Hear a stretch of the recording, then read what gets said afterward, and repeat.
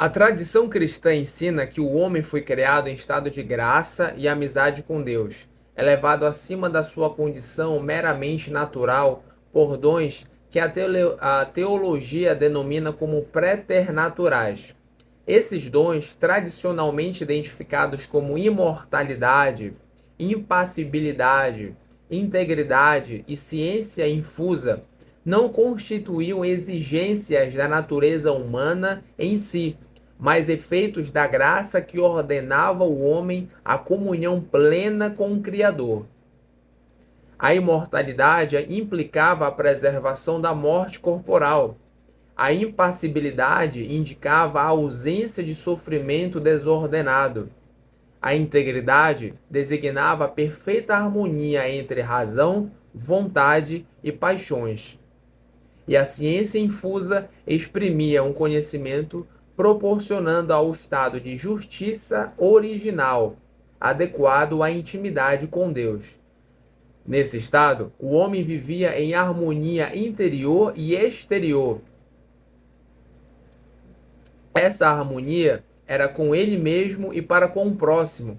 O trabalho não era penoso, mas uma participação alegre na obra divina, e as relações humanas estavam marcadas pela ordem e pela paz.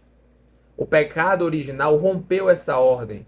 Tratou-se de um pecado pessoal cometido pelos primeiros pais, ao recusarem a dependência filial em relação a Deus e desejarem determinar autonomamente o bem e o mal.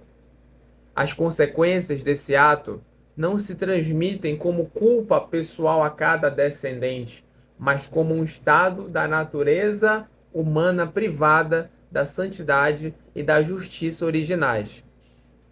A tradição afirma que essa transmissão ocorre por propagação, não por imitação. A natureza humana não foi destruída, mas ela foi ferida. Permanece boa enquanto criada por Deus, porém enfraquecida, inclinada ao erro e ao mal. Daí decorrem a ignorância, a concupiscência, a dificuldade para o bem, o sofrimento e a morte.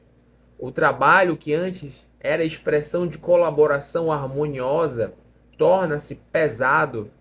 As relações sofrem tensões. A história humana passa a ser marcada por desordens interiores e sociais.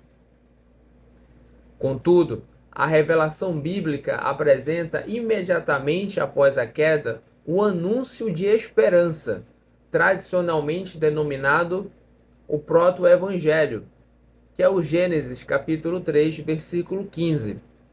Nele se promete que a descendência da mulher esmagará a serpente, sinal de que o mal não terá a última palavra.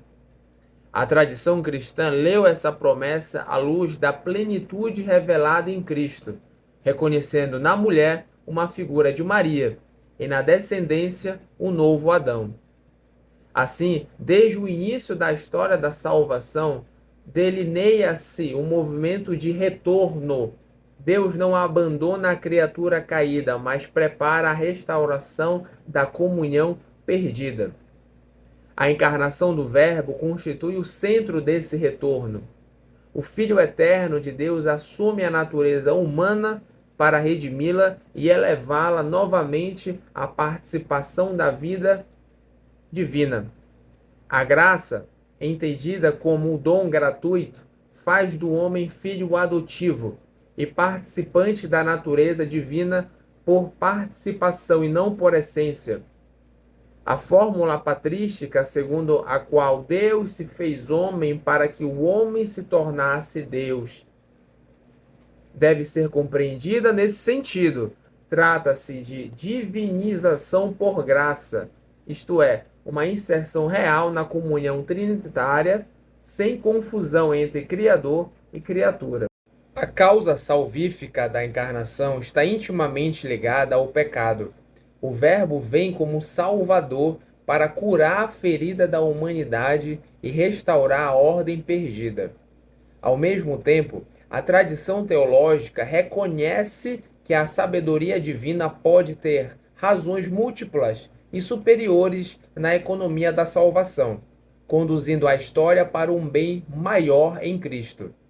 No mistério da encarnação, afirma-se que Jesus Cristo é uma única pessoa, a do Verbo eterno, que subsiste em duas naturezas completas e distintas, a divina e a humana. Essa união, denominada hipostática, ocorre na pessoa e não na natureza, de modo que não há mistura nem separação. Cristo é verdadeiro Deus e verdadeiro homem. Enquanto Deus possui a ciência divina infinita, enquanto homem, sua alma humana é dotada de ciência beatífica, pela qual contempla Deus, de ciência infusa, concedida para o cumprimento de sua missão, e de ciência adquirida ou experimental, própria do crescimento e da experiência humana. Essa distinção preserva a realidade da humanidade de Cristo e, simultaneamente, sua singularidade como Salvador. A maternidade divina de Maria insere-se diretamente nesse contexto cristológico. Ao conceber e dar à luz a pessoa do Verbo segundo a carne, Maria é verdadeiramente mãe de Deus, não porque seja princípio da divindade, mas porque a pessoa que dela nasceu é o Filho eterno do Pai. Negar esse título implicaria separar indevidamente as naturezas de Cristo, ou fragmentar sua unidade pessoal. Maria aparece assim como a nova Eva, associada ao novo Adão na obra da redenção. Os nomes Jesus e Cristo exprimem dimensões essenciais dessa identidade. Jesus significa Deus salva, Cristo significa ungido. No Antigo Testamento, eram ungidos sacerdotes, reis e profetas como sinal de missão e consagração. Em Jesus, essas funções se realizam plenamente. Ele é sacerdote que oferece a si mesmo, o rei cujo reino não tem fim e o profeta que a própria palavra definitiva de Deus. A Igreja participa dessas três funções de modos diversos, pelo sacerdócio ministerial e pelo sacerdócio comum dos fiéis, pelo testemunho profético e pela realeza exercida na caridade e no serviço. A Igreja é compreendida como corpo místico de Cristo, do qual ele é a cabeça. A vida que anima esse corpo provém do próprio Cristo, que governa, santifica e conduz seus membros. A afirmação segundo a qual fora da Igreja não há salvação deve ser entendida nesse horizonte cristológico. Toda salvação procede de Cristo e é comunicada por meio do corpo que ele constituiu.